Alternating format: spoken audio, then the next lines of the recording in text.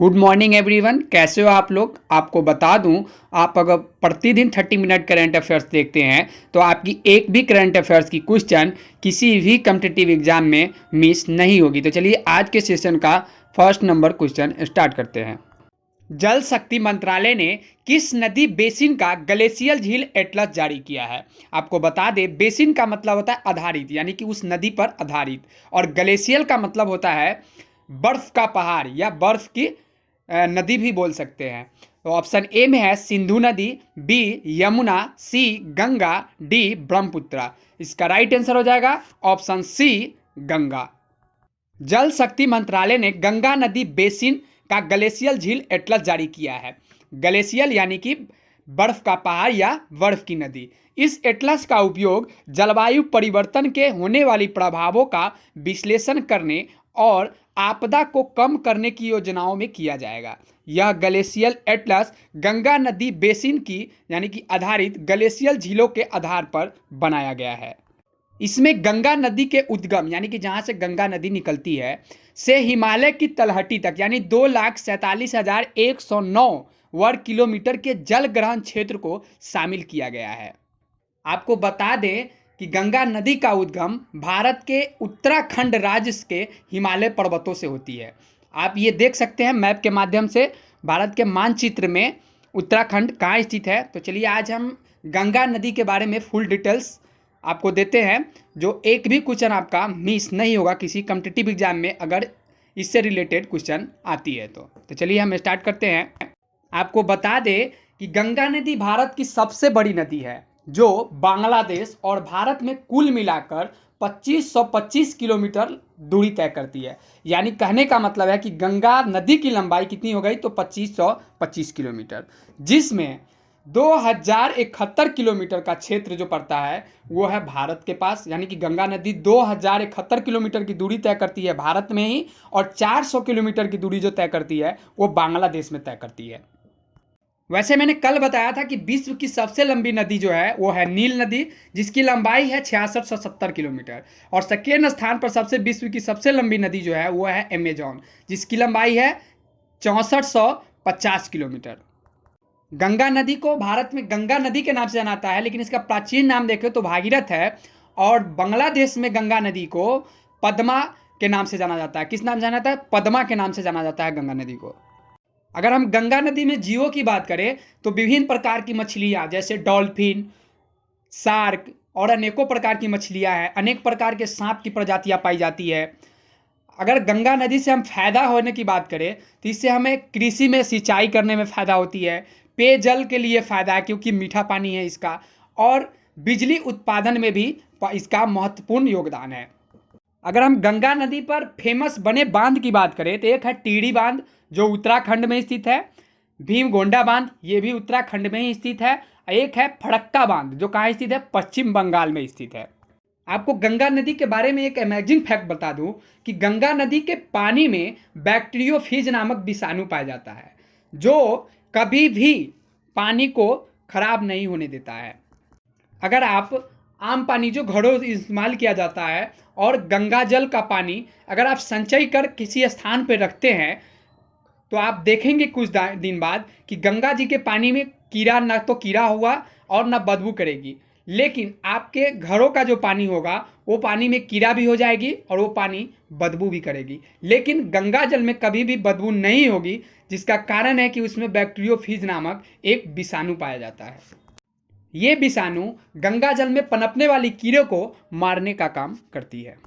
नवंबर 2008 में भारत सरकार ने गंगा नदी को राष्ट्रीय नदी घोषित किया था, और प्रयाग से हल्दिया तक यानी कि 1600 किलोमीटर गंगा नदी के जल मार्ग को राष्ट्रीय जल मार्ग घोषित किया गया था। कब किया गया था? तो ये 2008 में किया गया था। अगर हम गंगा नदी के प्रति लोगों का धार्मिक विश्वास देखें तो गंगा नदी को देवी माँ के रूप में माना जाता है। जहाँ देखो तो प्रमुख स्थल गंगा नदी के किनारे बसे हैं, जैसे वाराणसी, हरिद्वार, प्रयागराज। माना जाता है कि गंगा में स्नान करने से मनुष्य के सारे पाप धुल जाते हैं। खासकर मकर संक्रांति, दशहरा के समय लोग अगर स्नान करने आते हैं चाहे दर्शन करते हैं तो पुण्य के भागी होते हैं। हिंदू धर्म में पूजा पाठ के दौरान पंचामृत में गंगा जल को अमृत के समान माना जाता है। कहा जाता है कि ब्रह्मा तथा विष्णु के पैर के पसीने के बूंदों से गंगा जी का निर्माण हुआ है तथा पृथ्वी पर आते समय शिव जी ने गंगा को अपने जटाओं में रखा था। उसके बाद धीरे धीरे गंगा जी को धरती को प्रवाहित किए थे। अगर हम गंगा जी को धरती पर आने का मुख्य रूप से कारण देखें ग्रंथों के अनुसार, तो कहा जाता है कि राजा सगर ने जादुई रूप से 60,000 पुत्रों को प्राप्त किया था। एक दिन राजा सगर ने देवलोक पर विजय प्राप्त करने के लिए अश्वमेध नामक यज्ञ किया। यज्ञ के लिए घोड़ा आवश्यक था, तो इंद्र ने क्या किया, घोड़ा चुला लिया राजा सगर के। सगर अपने पुत्रों को घोड़े की खोज में भेज दिया। और तो इसके बाद क्या हुआ कि सगर के जो 60,000 पुत्र थे वो सभी क्या किए, घोड़ा की तलाश में निकल पड़े। वो घोड़ा को ढूंढते ढूंढते पाताल लोक तक पहुंचे। अंत में उन्होंने देखा कि ऋषि कपिल मुनि के समीप में उनका घोड़ा बंधा हुआ था। राजा सगर के 60,000 पुत्रों ने ऋषि का अपमान कर दिया घोड़ा पाने के लिए। ऋषि जो कि हजारों वर्ष से तपस्या में लीन थे, उन्होंने क्रोध में आकर आंख खोली और राजा सगर के 60,000 पुत्रों को जलाकर भस्म कर दिया। जिसके बाद से राजा सगर के पुत्रों की आत्माएं भटकने लगी। उसके बाद राजा सगर की भी मृत्यु हो गई और उनके 60,000 पुत्र की भी मृत्यु हो गई। राजा सगर के एक पुत्र है अंशुमान, जो कि जादुई रूप से पैदा नहीं हुए थे। उन्होंने अपने भाई की मुक्ति के लिए तपस्या की, लेकिन वो असफल रहे, वो मुक्ति नहीं दिला पाए। इन्हीं का ही पुत्र है एक दिलीप कुमार। इन्होंने ही बहुत तपस्या किया, लेकिन ये भी असफल रहे। इनकी दूसरी पत्नी का पुत्र था भागीरथ। इन्होंने प्रण किया कि जब तक मैं अपने भाइयों की मुक्ति नहीं दिला दूंगा तब तक मैं तपस्या भंग नहीं करूंगा। और उन्होंने तपस्या करना प्रारंभ कर दिया। जिसके बाद इन्होंने ब्रह्मा जी का घोर तपस्या किया, जिससे ब्रह्मा जी प्रसन्न हुए और गंगा जी को आदेश दिए कि आप पृथ्वी से पाताल लोक तर जाओ। जिसके फलस्वरूप गंगा जी आकाश लोक से शिव जी की जटाओं में प्रवेश करती है। उसके बाद उत्तराखंड की पहाड़ियों से प्रवाह करना प्रारंभ करती है और अंत में जाकर बंगाल की खाड़ी में विलुप्त हो जाती है। चलिए हम आपको वास्तविक रूप से बताते हैं कि गंगा नदी धरती पर कैसे निर्मित हुई और किस तरह यह प्रवाह करती है। गंगा जी उत्तराखंड गंगोत्री के गौमुख से निकलती है। यानी कि उत्तराखंड में एक जगह है गंगोत्री, वहीं पे एक गौमुख बना हुआ है, यानी कि गौ की आकृति का मुख है पहाड़ों में, वहीं से गंगा जी का प्रवाह होता है। आपको हम इमेज के माध्यम से दिखाते हैं। ये आप इमेज के माध्यम से देख सकते हैं, ये है गौमुख और यहीं से गंगा जी की शुरुआत होती है, यहीं से गंगा जी की उत्पत्ति होती है। आपको बता दें कि जिस तरह एक समुद्र का निर्माण बहुत सारे नदियों के पानी को एक जगह मिलने से होता है, उसी तरह गंगा जी का जो निर्माण है कई छोटी छोटी नदियों की सहायता से हुई है। अगर हम गंगा नदी की मुख्य शाखा की बात करें, शाखा यानी कि भाग हिस्सा की बात करें, तो वह है भागीरथ, जो उत्तराखंड गढ़वाला में हिमालय के गौमुख नामक स्थान पर गंगोत्री हिमनद से निकलता है। हिमनद का मतलब होता है बर्फ का नदी या बर्फ की पहाड़। ये आप इमेज के माध्यम से देख सकते हैं। इसी प्रकार होते हैं बर्फ के पहाड़, यानी कि पहाड़ों पे क्या होता है कि बर्फ के रूप में पानी जम जाती है और वो धीरे धीरे पिघल कर नदिया का रूप ले लेती है या छोटे बड़े झील का रूप ले लेती है। आपको बता दें भागीरथ नदी की लंबाई है 25 किलोमीटर, चौड़ाई जो है 4 किलोमीटर और ऊंचाई जो है वो है 30 मीटर है। और इसका पानी बर्फ के रूप में जमा होता है और फिर धीरे धीरे पिघल कर गौमुख के पास पहुंचता है। कहाँ पहुंचता है? तो गौमुख के पास। आपको बता दें भागीरथ नदी में जो जल आते हैं वो नंदा देवी का जल रहता है, कामत पर्वत का जल रहता है, त्रिशूल पर्वत का जम रहता है। ये सब जो हिम के रूप में रहते हैं, जो कि बर्फ के रूप में रहते हैं, वो पिघल कर इस नदी में आता है। आपको बता दें कि गंगा नदी में मुख्यतः 6 बड़ी नदियां सम्मिलित है और 5 छोटी धाराओं वाली मिक्स नदियां सम्मिलित है। जब गंगा नदी उत्तराखंड के गंगोत्री के गौमुख से निकलकर आगे बढ़ती है देवप्रयाग की तरफ, तो देवप्रयाग में एक नदी से मिलन होता है। उस नदी का नाम है अलकनंदा।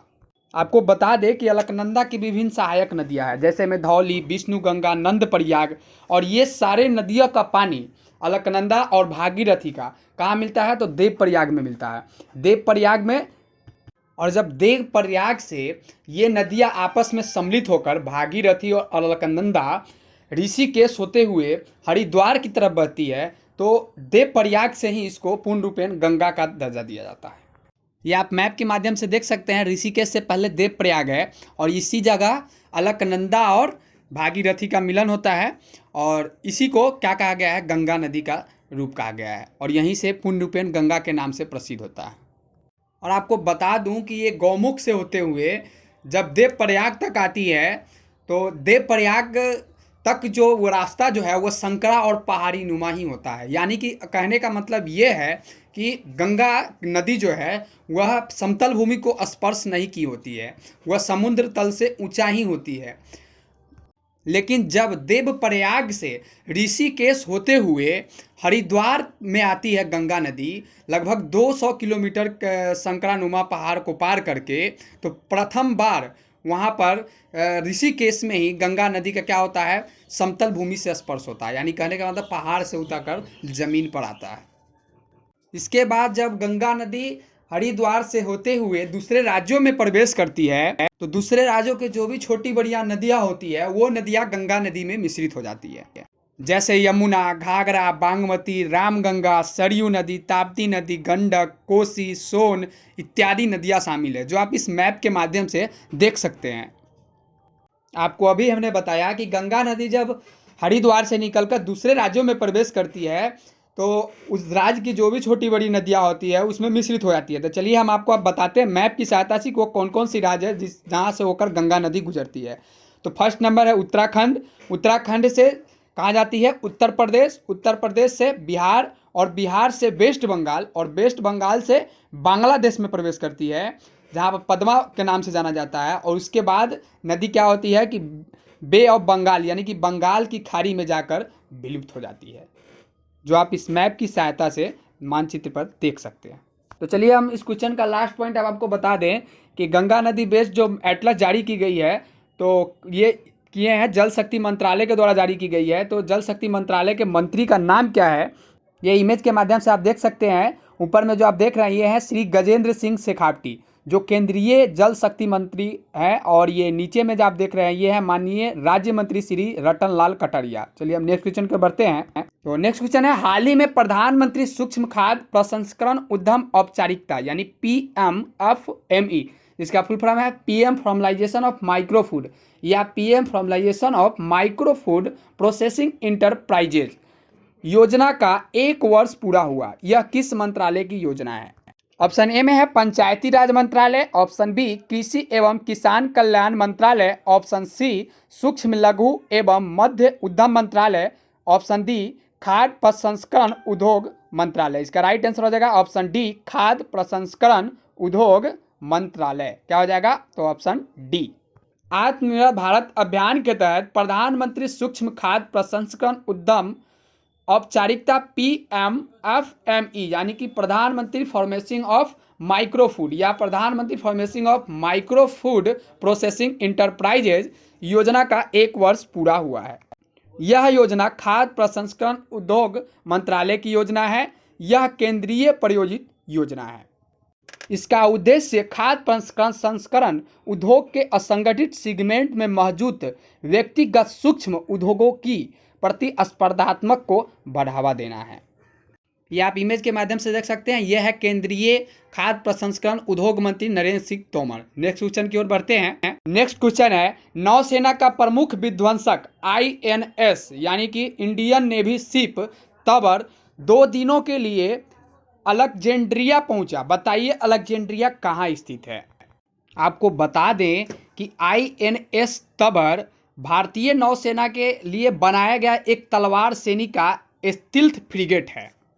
स्टील्थ शब्द एक टेक्नोलॉजी पर आधारित है और फ्रिगेट का मतलब होता है युद्ध तोप। आपको बता दें स्टील्थ एक ऐसी तकनीक है जिसके द्वारा जहाज, पोत, विमान को इस तरह से बनाया जाता है कि कोई भी रडार उसको पकड़ नहीं पाती है। यानी यूं कहे तो अदृश्यमय तरीके से इसको निर्मित किया जाता है। तो इसी तकनीक के अनुसार बनाए गए विमान और जहाज को स्टील्थ फ्रिगेट कहा जाता है। तो चलिए आप जानते हैं अलेक्जेंड्रिया कहाँ है। ऑप्शन ए में है जॉर्डन, बी में है मिस्र, सी में है बहरीन, डी में है अल्जीरिया। इसका राइट आंसर हो जाएगा ऑप्शन बी मिस्र। नौसेना का प्रमुख विध्वंसक INS तबर 2 दिनों के लिए सद्भावना यात्रा पर अलेक्जेंड्रिया पहुंचा है। अलेक्जेंड्रिया मिस्र में स्थित है। भारत और मिस्र के बीच मैत्रीपूर्ण द्विपक्षीय संबंध है। आपको बता दें, भारतीय नौसेना के जहाज अक्सर अलेक्जेंड्रिया बंदरगाह का दौरा करते रहते हैं। ये मैप की सहायता से आप देख सकते हैं कि मिस्र कहाँ स्थित है। मिस्र को इंग्लिश में इजिप्ट कहते हैं। जो आप इंडिया से किस तरफ है आप ये भी देख सकते हैं। आपको चलिए मैप पूरे मैप में दिखाते हैं पूरे कंट्री के साथ, तो ये आप देख सकते हैं कि मिस्र कहाँ पे स्थित है। चलिए अब हम नेक्स्ट क्वेश्चन की ओर बढ़ते हैं। नेक्स्ट क्वेश्चन है, निम्नलिखित कथनों पर विचार कीजिए। ग्रीनपीस द्वारा जारी रिपोर्ट के अनुसार 2040 तक समुद्र के स्तर में वृद्धि और तटीय बाढ़ से 7 एशियाई शहरों में 15 मिलियन लोग प्रभावित हो सकते हैं। आपको बता दें, ग्रीनपीस का मतलब होता है हरित शांति। यह पर्यावरण चेतन का विश्वव्यापी संगठन है जो 55 से 60 कंट्री का पर्यावरण स्थिति को बताती है, यानी कि मौसम से संबंधित भी जानकारियाँ प्रोवाइड करवाती है। तो चलिए अब हम नेक्स्ट पॉइंट की ओर बढ़ते हैं। नेक्स्ट पॉइंट है, ये 7 शहर Bangkok, Hong Kong, Tokyo, Jakarta, Seoul, Taipei और मनीला है। थर्ड पॉइंट है, ये सभी शहर समुद्री तट पर या उसके करीब स्थित आर्थिक केंद्र है। तो इसका आंसर हो जाएगा ऑप्शन सी, केवल 2 और 3।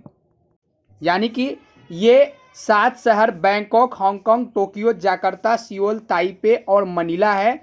ये सभी शहर समुद्री तट पर या उसके करीब स्थित आर्थिक क्षेत्र है। ये दोनों सही पॉइंट है, लेकिन फर्स्ट नंबर पॉइंट गलत है। 2040 नहीं बल्कि 2030 तक उन्होंने बताया है। तो चलिए इसके बारे में डिटेल्स में जानते हैं। हाल ही में ग्रीनपीस द्वारा समुद्र के स्तर में वृद्धि और तटीय बाढ़ के संदर्भ में रिपोर्ट जारी की गई है। इसके अनुसार 2030 तक समुद्र के स्तर में वृद्धि की तटीय बाढ़ से 7 एशियाई शहर में 15 मिलियन लोग प्रभावित हो सकते हैं। ये 7 शहर Bangkok, Hong Kong, Tokyo, Jakarta, Seoul, Taipei और मनीला है। ये सभी शहर समुद्री तट पर या उसके करीब स्थित आर्थिक केंद्र है। रिपोर्ट में सरकारों को वर्ष 2050 तक वैश्विक ऊर्जा से संबंधित कार्बन डाइऑक्साइड उत्सर्जन के नेट जीरो तक लाने की सलाह दी है। ये आप मैप के माध्यम से 7 शहर के बारे में जान सकते हैं। फर्स्ट शहर के बारे में आपको बता दूं, ये है सियोल, जो कि साउथ कोरिया का राजधानी है। और टोक्यो जो आप देख रहे हैं ये जापान की राजधानी है। और ये है हांगकांग। उसके बाद ये है आपको ताइवान की राजधानी है ताइपे। और ये फिलीपींस का है मनीला, ये मनीला है। उसके बाद बैंकॉक है जो कि थाईलैंड का है। और ये आप देख रहे हैं इंडोनेशिया का जाकार्ता है। ये आपको मैप के माध्यम से मैंने 7 शहर के बारे में बताया। अब आपको बताते हैं कि इंडिया से यह किस ओर है। आप अगर इंडिया से इन सारे शहरों को अगर देखते हैं मैप में, तो कुछ भाग नॉर्थ ईस्ट तो कुछ भाग साउथ ईस्ट में दिखेंगे। यानी कि नॉर्थ ईस्ट का मतलब होता है उत्तर पूर्व और दक्षिण पूर्व।